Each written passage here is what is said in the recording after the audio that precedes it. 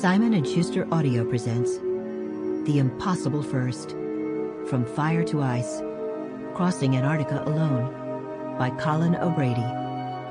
Read by the author.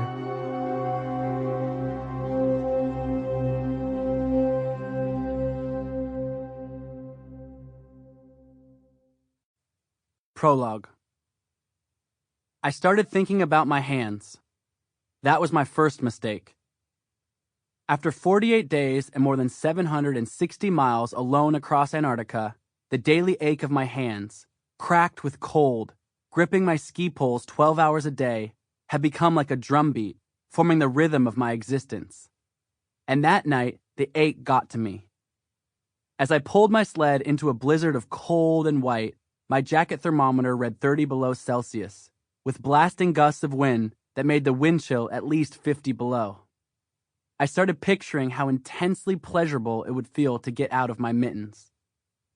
I saw myself securely inside my tent, massaging life back into the sore, stiff, cold-battered knuckles, holding them close to the hissing flame of my stove, pressing them up against the little aluminum pot as it began to warm and melt the snow for my drinking water and dinner.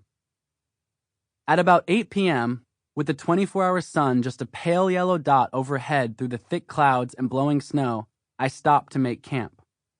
I unhitched from the harness that connected me to the sled, unzipped the cover, and fished out my tent. Then I paused for a moment, hunched over in the cold, looking down at the tent in my hands.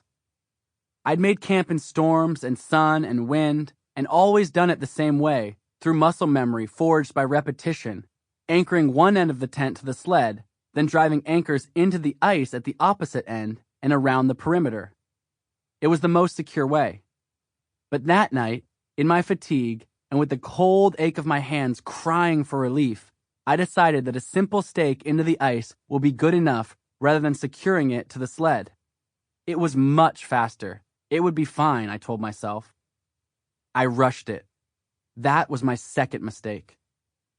I drove in the stake, unrolled the tent flat, and walked back around to the far end. I knelt down on the ice and pushed the spring-loaded tent poles into their little metal grommets, popping the tent up. The next step felt utterly routine too, at first.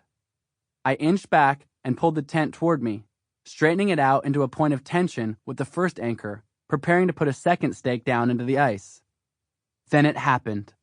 At exactly the wrong moment, before my second anchor was Sample complete. Ready to continue?